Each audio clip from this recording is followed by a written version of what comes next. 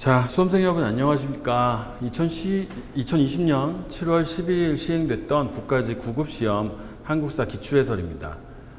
이번 시험은요, 일단 저번에 실시됐던 지방직이나 작년의 국가직에 비해서는 난이도가 조금 올라갔어요.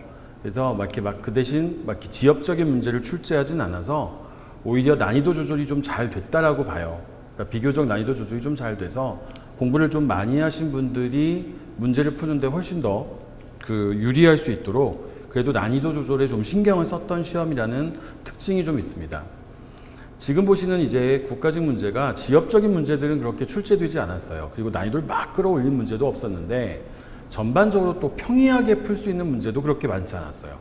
그러니까 예전에 예를 들면 보통 저희가 보는 시험들이 난이도 하 정도에 단순하게 쉽게 풀 수 있는 문제들을 좀 주고 난이도 중이나 상 정도의 문제를 몇 개 정도 적절히 배치하는 형태였다면 이번 국가직 시험에서는 전반적으로 난이도 하 정도의 문제가 거의 없었다는 거예요.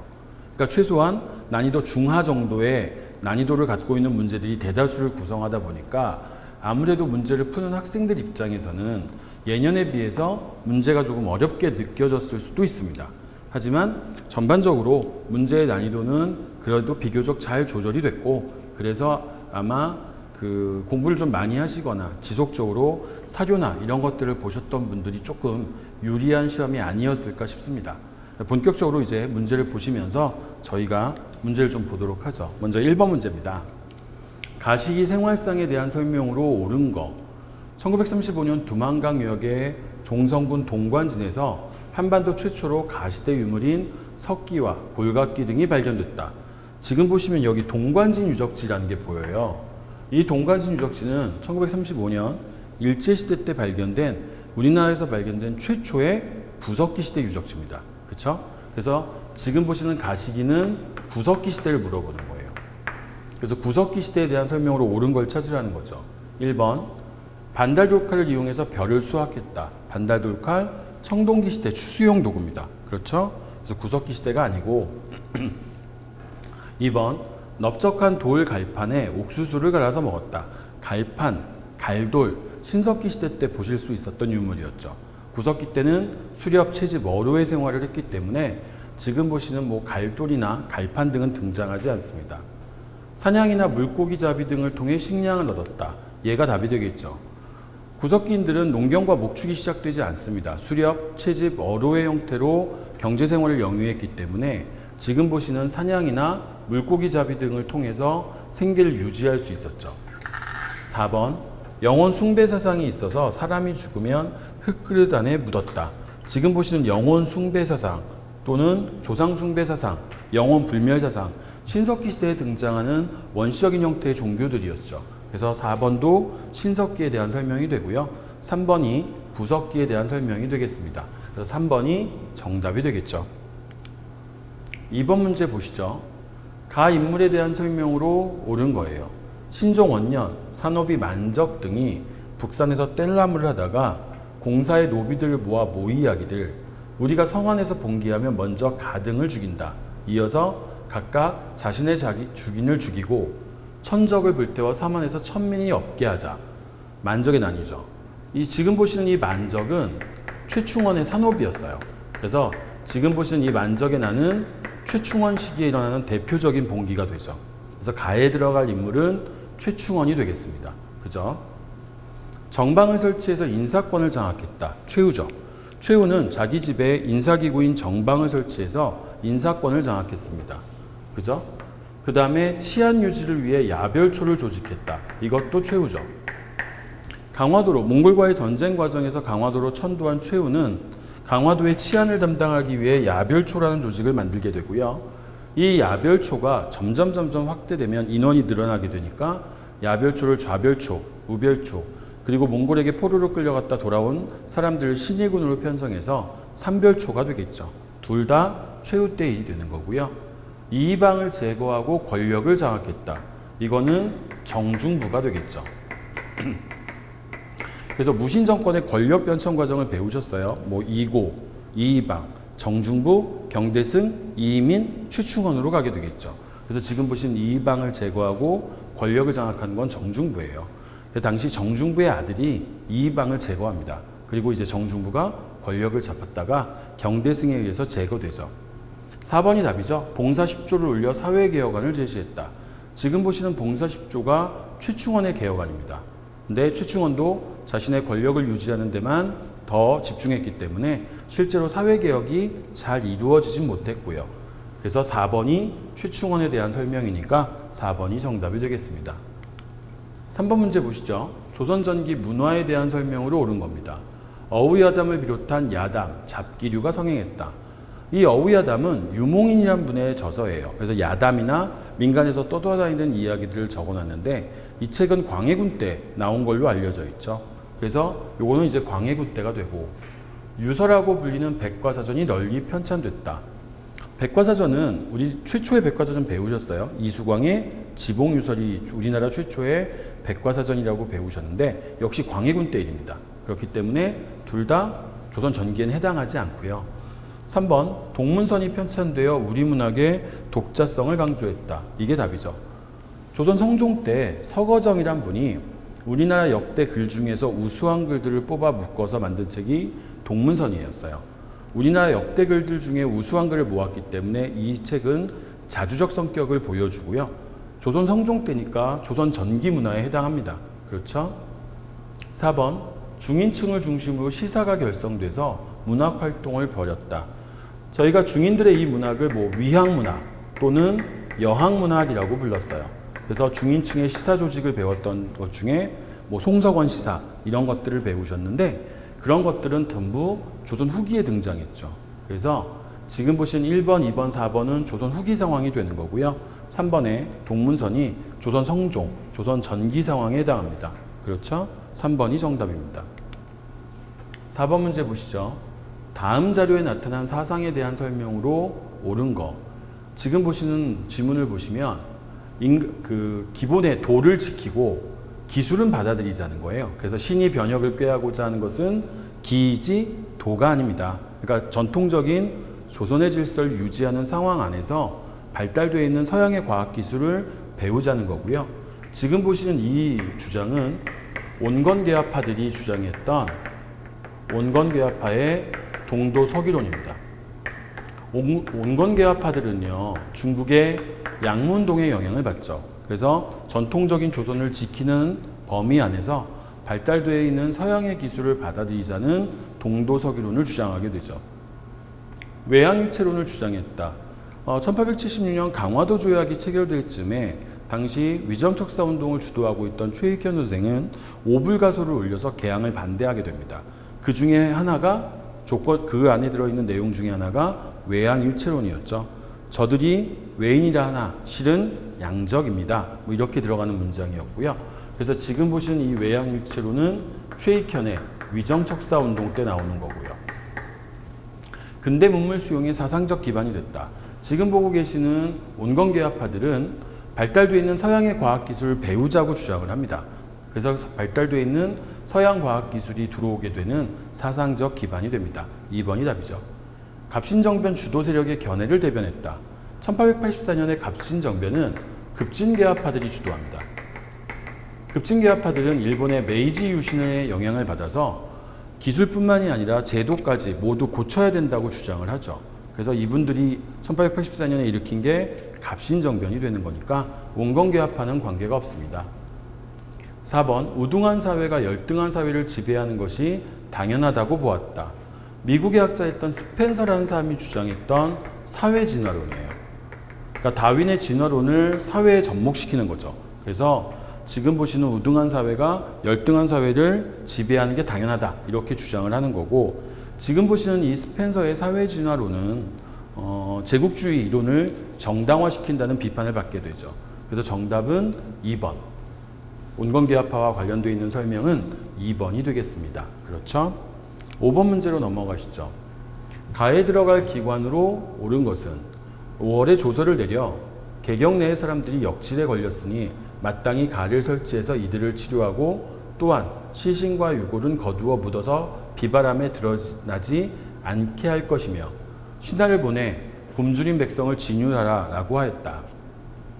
자, 고려는요 자연재해나 이런 질병들이 닥치면 백성들의 치료와 구유를 위해서 구제도감이나 구급도감 같은 기구들을 설치하게 되죠.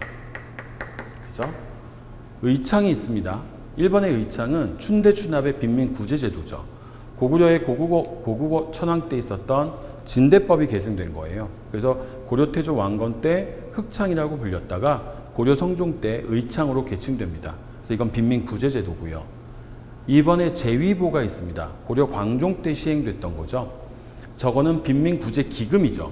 보통 저희가 얘기할 때 이름 뒤에 보가 붙으면 기금이라고 말씀드렸어요. 그래서 빈민구제기금이 제위보가 되는 거고요.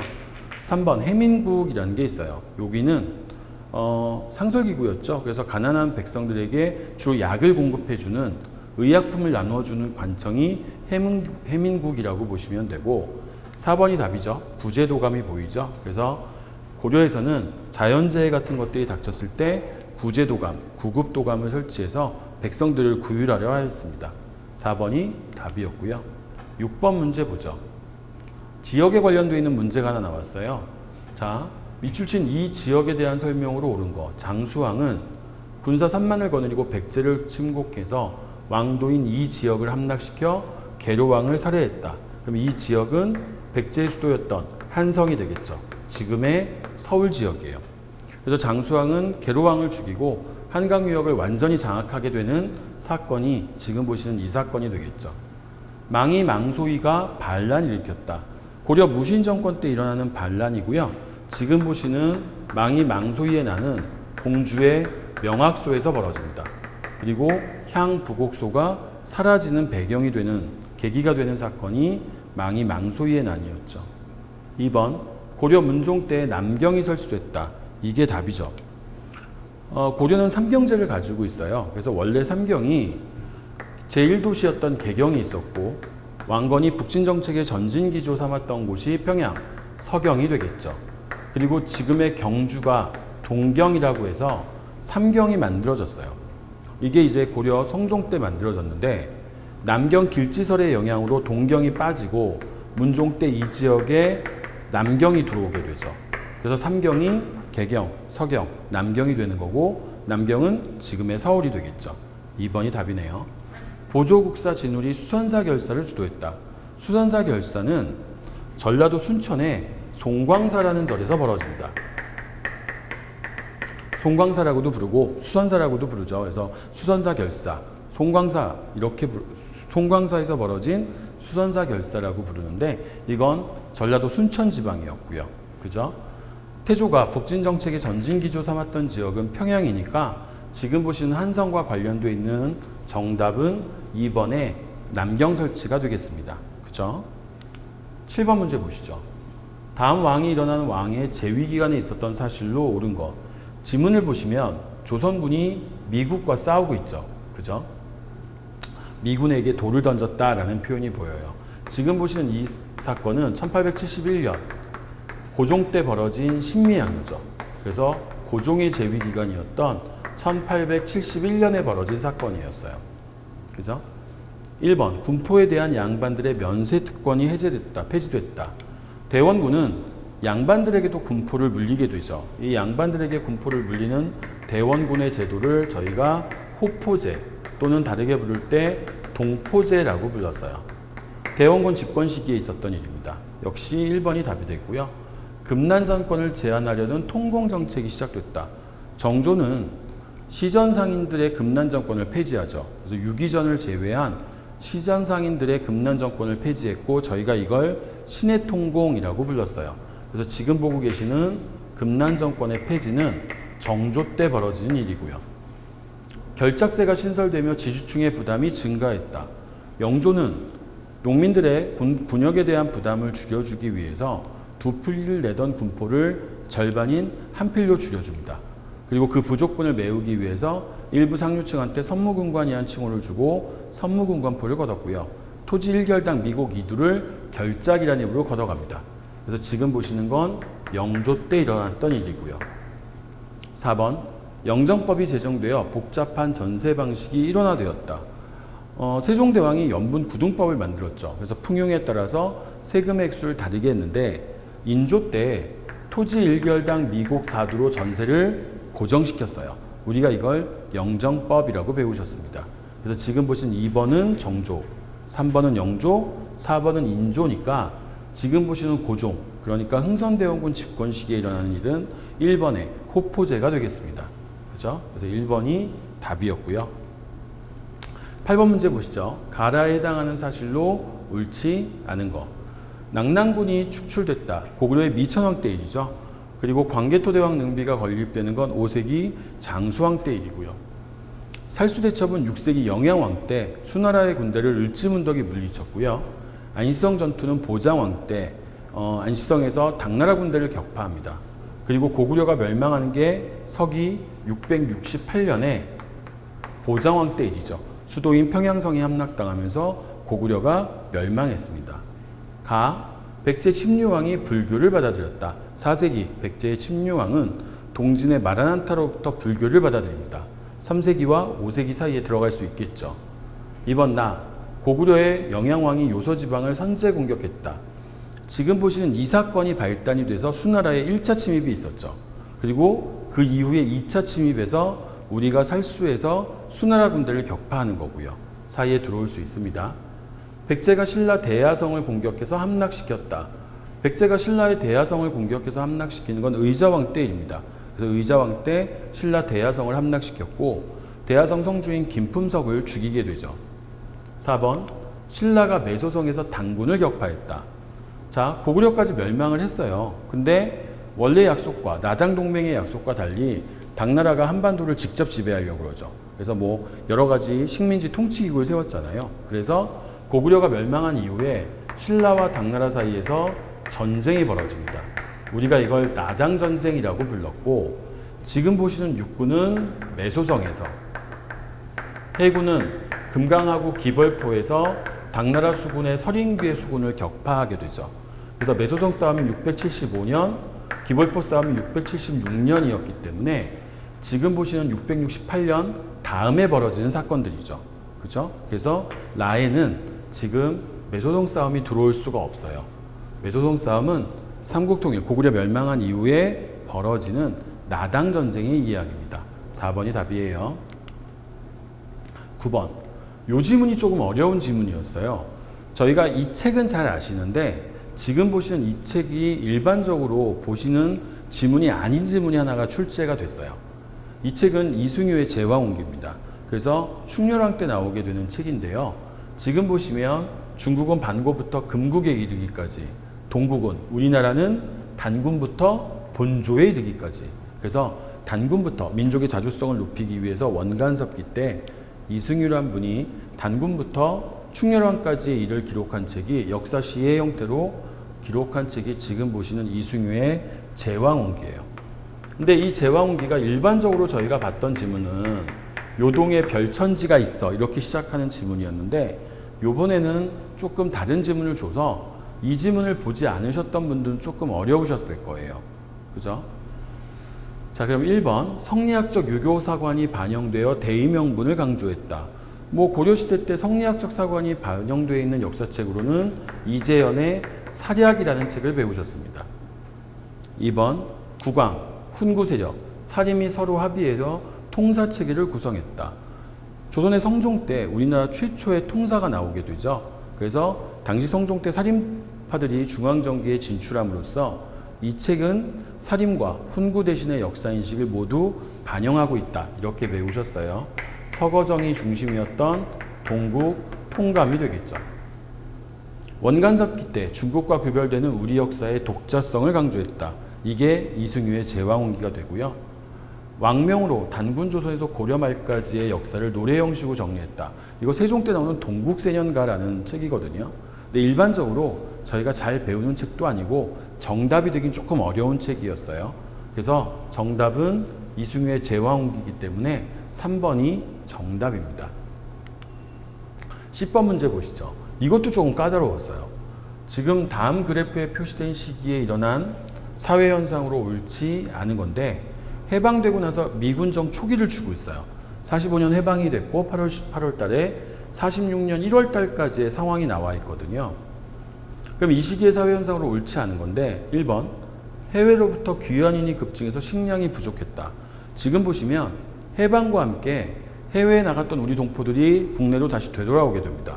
인구수가 늘어나게 되면서 식량의 부족 현상이 나타나게 돼요. 그래서 지금 보시면 식료품이나 곡물의 가격이 다 올라가고 있거든요. 그래서 1번 맞는 이야기고요. 38도선 분할 점령 이후 식료품 부분의 생산이 크게 위축됐다. 해방과 함께 우리는 38선이 그어지면서 남과 북이 분리되게 됩니다. 일제시대 때 일본 애들이 남과 북에 공업의 형태를 다르게 발전시켰기 때문에 남과 북의 산업구조가 불균형한 상태였죠. 그런데 남과 북이 그래도 일제시대 때는 상호 보완적인 역할을 했습니다만 38선일 경계로 남북이 완전히 분단되게 되면서 해방 이후에 이 보완 관계가 깨지기 시작을 해요. 그러면서 생산이 크게 위축될 수밖에 없었습니다. 맞는 이야기예요. 3번 미군정이 재정 적자를 메우기 위해 화폐를 과도하게 발행했다. 맞습니다. 그래서 지금 물가 상승들이 나타나고 있는 거죠. 그러니까 이런 것들은 지금 이걸 모르신다고 해도 물가 상승에 나타나는 현상과 관련이 있다는 거 아실 수 있어요. 4번이 답인데 미국 수집제 폐지, 토지개혁 실시를 주장하는 대규모 시위가 벌어졌다. 미국은 한반도를 군정기간에 한반도를 지배하게 되면서 남한을 지배하게 되면서 미국식 자본주의 시스템을 도입을 하게 됩니다. 그러면서 초기에 군정 초기에 이 자본주의 시스템, 시장경제 시스템이 들어오게 되면서 지금 보시는 것처럼 곡물 가격이 급등을 하게 돼요. 그러면서 이제 국민들의 불만이 높아지기 시작하니까 미국 애들이 미국 수집제라는 걸 하게 되는 거죠. 그죠? 근데 지금 보시는 이 4번은 지금 시기에 맞지가 않아요. 지금 보고 계신 4번의 이야기는 나중에 저희가 9월 달쯤에 노동자 총파업이 나오게 되거든요. 사회주의가 주도하는 노동자 총파업이 나오게 되는데 그때 나오는 구호예요. 그러니까 지금 보시는 기간 안에는 이런 구호가 안 나오고 46년 9월 이후에 나오는 노동자 총파업에서 나왔던 구호이기 때문에 시기적으로 맞지 않습니다. 4번이 답인데 이건 좀 까다로운 문제였어요. 좀 까다로운 문제였고요. 11번 문제 보시죠. 다음 왕이 재위 기간에 있었던 사실로 옳은 거. 나라 안에 여러 주와 군에서 공부를 바치지 않아. 원종과 애노에는 아니죠. 많이 보셨던 지문이고 많이 풀어보셨을 거예요. 지금 보시는 원종과 애노에 나는 신라하대 진성여왕 때 벌어진 사건이죠. 1번 발해가 멸망했다. 이 발해가 멸망하는 건 태조 왕건 때죠. 918년에 926년에 발해가 거란애들의 침입으로 멸망하게 됩니다. 그래서 이건 태조 왕건 때 일이고 국학을 설치했다. 신라 최고 교육기관이에요. 신라 중대 신문왕은 국가 최고 교육기관으로 국학을 설치합니다. 그래서 중대 신문왕 때 일이고요. 3번이 답이죠. 최치원이 시무책 10여 조를 건의했다. 당의 빈공과에 합격해서 당나라에 있던 최치원 선생이 귀국을 하죠. 그리고 진성여왕한테 국가개혁안을 바칩니다. 우리가 이걸 시무 10조라고 불렀죠. 하지만 이 개혁안은 받아들여지지 않았고 최치원은 지방으로 은거하게 되죠. 3번이 진성여왕 때 일이고요. 4번 장보고의 건의에 따라 청해진이 설치됐다. 청해진, 장보고의 해상기지입니다. 흥덕왕 때 설치가 되죠. 신라하대는 맞습니다만 왕이 안 맞죠. 여긴 진성여왕이고 장보고의 청해진은 흥덕왕 때이기 때문에 정답은 3번이 되겠습니다. 12번 문제예요. 독도가 대한민국의 영토임을 알 수 있는 자료로 옳은 것만을 모두 고르면 일본 측 기록에서 독도가 우리 영토임을 보여주는 기록들이 있죠. 1번 기역, 일본의 은주시청 합기, 니은, 일본의 삼국 접양지도, 디귿, 일본의 태정관 지령은 모두 독도가 우리 영토임을 보여줍니다. 근데 1905년에 일본의 시마네현 고시가 보이죠. 1904년 러일전쟁이 터졌고 러일전쟁 중간인 1905년에 일본은 시마네현 고시를 통해서 독도를 시마네현으로 강제 편입시킵니다. 그래서 니을은 일본이 독도를 강제 편입시키는 거였어요. 그래서 기역, 니은, 디귿 1번이 정답이 되겠습니다.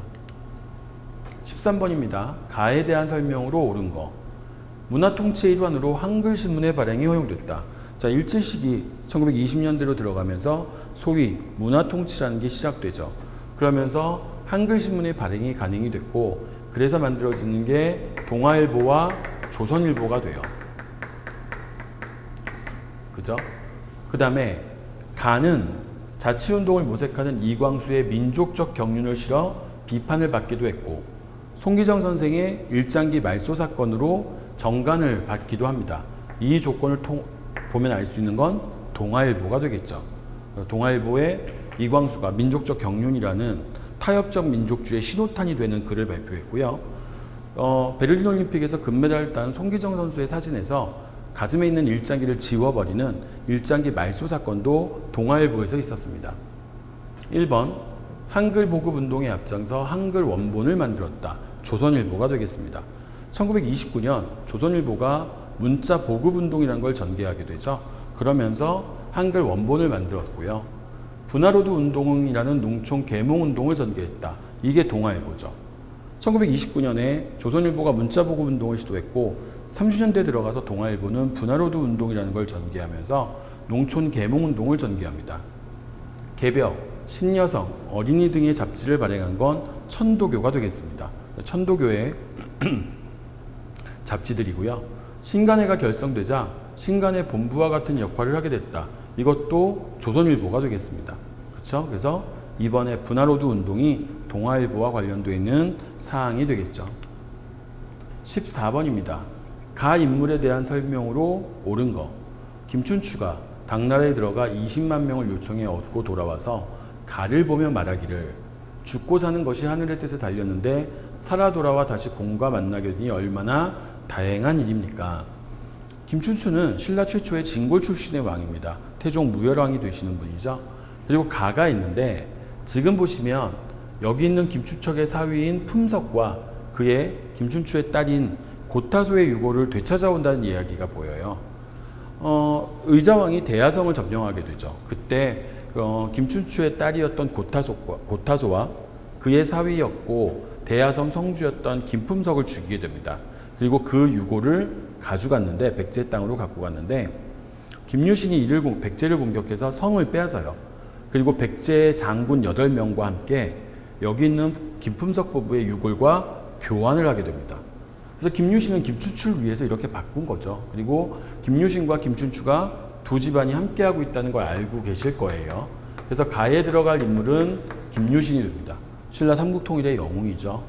황산벌에서 백제의 5천 결사들을 격파하고 신라 삼국통일이 백제를 멸망시키는데 결정적인 공을 세우게 됩니다. 화랑이 지켜야 될 세소고개를 제시했다. 화랑이 지켜야 될 세소고개를 제시한 사람은 진평왕 때 원광법사가 되고요. 진덕여왕의 뒤를 이어 신라 왕으로 즉위했다. 이 진덕여왕이 성골 출신의 마지막 임금이죠. 성골 출신의 마지막 임금이고 이 진덕여왕의 뒤를 이어서 최초의 진골 출신이 나오는데 그분이 김춘추, 태종 무열왕이 되겠습니다. 그죠? 4번. 당에서 수기 활동을 하다가 부대 총관이 되어 신라로 돌아왔다. 문왕의 동생이세요. 김춘추와 김유신의 여동생인 문희가 결혼을 하잖아요. 거기서 태어난 아들이고 신라의 문무왕의 친동생이 되시는데 이분은 김인문이라는 사람이에요. 그래서 지금 보시는 김유신과는 관계가 없습니다. 1번이 김유신에 대한 설명이고요. 15번 문제 보시죠. 가나 신분층에 대한 설명으로 옳지 않은 거. 오랫동안 막혀 있으면 터놓아야 하고 원하는 쌓이면 반드시 풀어야 하는 것이 하늘의 이치다. 가와 나는 벼슬길이 막히게 된 것은 우리나라의 편벽된 일로 몇백 년이 되었다.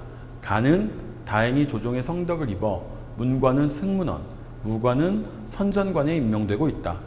그런데도 우리들 나는 홀로 이 은혜를 함께 입지 못하니 어찌 탄식조차 없겠는가. 그럼 이거 많이 보신 질문이죠. 가는 서얼이에요. 그죠? 그 다음에 나는 중인이 되겠죠. 서얼과 중인들은 관직 진출에 제한이 걸려 있었어요. 하지만 서얼은 철종 때 신의 허통으로 관직 진출의 제한이 사라지게 되죠. 하지만 중인들은 여전히 관직 진출에 제한이 걸려 있었던 거죠. 지금 그 얘기를 하고 있는 거예요. 그럼 옳지 않은 거 보세요. 가. 서얼의 신분 상승 운동은 나에게 자극을 주었다. 맞죠? 서얼들이 계속적인 신분 상승 운동을 전개했고 철종 때 신분을 끌어올리게 되니까 이게 지금 보시는 중인들을 자극합니다. 그래서 철종 때 중인들도 대규모의 소총 운동을 전개했습니다만 중인들의 소총운동은 성공하지 못하죠. 2번, 간은 수차례의 집단 상소를 통해 관직 진출의 제한을 없애줄 것을 요구했다. 그렇죠. 영조 때 이 서얼들이 대규모의 소총운동을 전개하기 시작을 합니다. 그러면서 관직 진출의 제한을 풀어줄 것을 요구했고, 이게 계속돼서 결국 철종 때 관직 진출의 제한이 부분적으로 허용이 되죠. 3번, 나에 해당하는 인물로는 정조 때 규장과 검서관으로 등용된 유득공, 박제가, 이덕무 등이 있다. 지금 보시는 유득공, 박제가, 이덕무는 서울 출신들의 학자죠. 그래서 정조 때 규장과 검서관으로 등용되게 됩니다. 그래서 중인이 아니라 서울 출신이기 때문에 나가 아니라 가에 해당하는 신분층의 사람들이죠. 나는 주로 기술직에 종사하면서 축적된 재산과 탄탄한 실무 경력을 바탕으로 신분 상승을 추구했다. 맞죠? 중인들은 주로 기술직이나 아니면 통역관 같은 임무에 종사하면서 재산을 축적하기도 하고 이걸 바탕으로 신분 상승을 추구하기도 합니다. 중인에 대한 설명이 맞아요.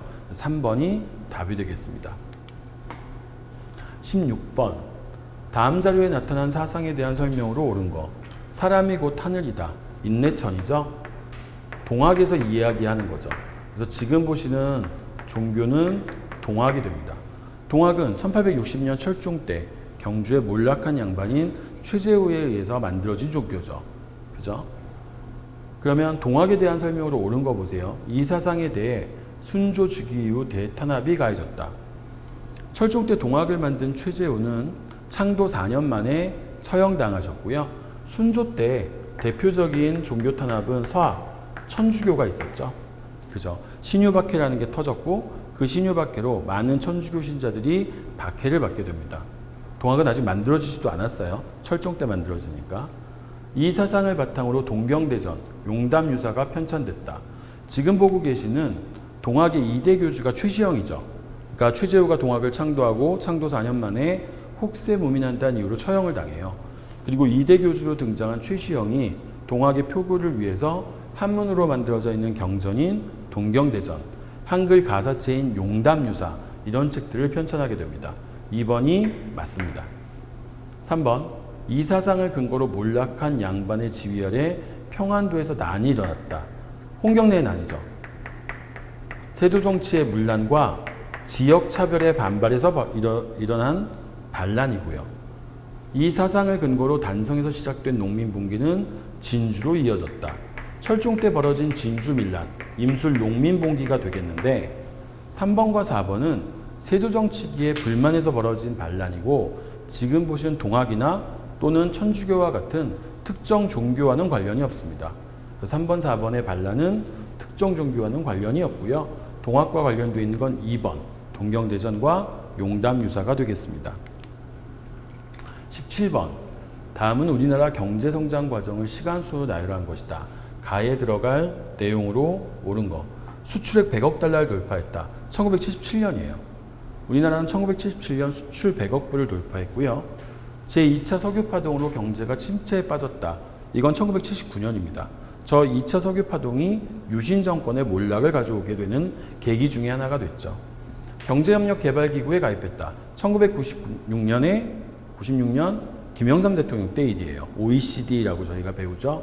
그래서 요 사이에 들어갈 일을 찾으셔야 돼요.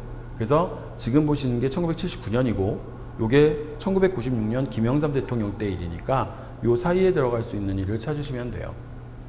1번, 제3차 경제개발 5개년 계획이 실시됐다. 제3차 경제개발 5개년 계획은 1962년부터 경제개발 5개년 계획이 시작됩니다. 그래서 62년도에 제1차 경제개발 5개년 계획이 시작돼서 67년에 끝났고요.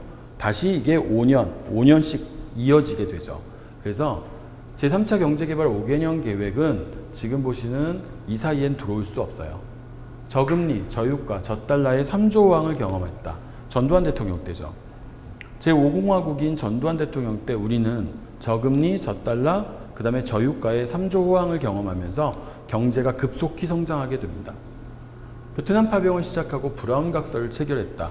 박정희 대통령 때죠.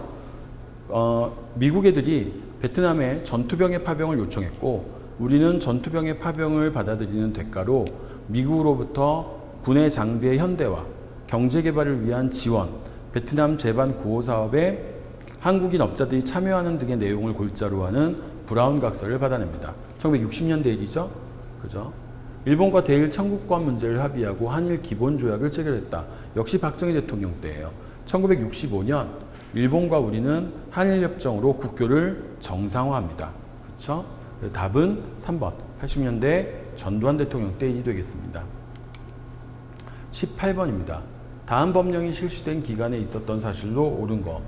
지금 보고 계신 법이 치안유지법이에요. 1925년에 일제는 사회주의 사상을 탄압한다는 명분을 위해서 치안유지법이라는 법을 공포하게 되고요. 이 법은 1945년 해방되고 나서 미 군정기에 없어지게 될 거예요. 그러니까 1925년부터 해방될 때까지 이 치안유지법이 남아있죠. 원래 목표는 내세웠던 명분은 사회주의 탄압이었습니다만 일제 말기로 들어가면서 이 치안유지법은 사회주의자뿐만이 아니라 우리나라 민족운동 전체를 탄압하는 법으로 쓰이게 될 거예요. 1번 조선태형령이 공포됐다. 1912년에 공포됩니다.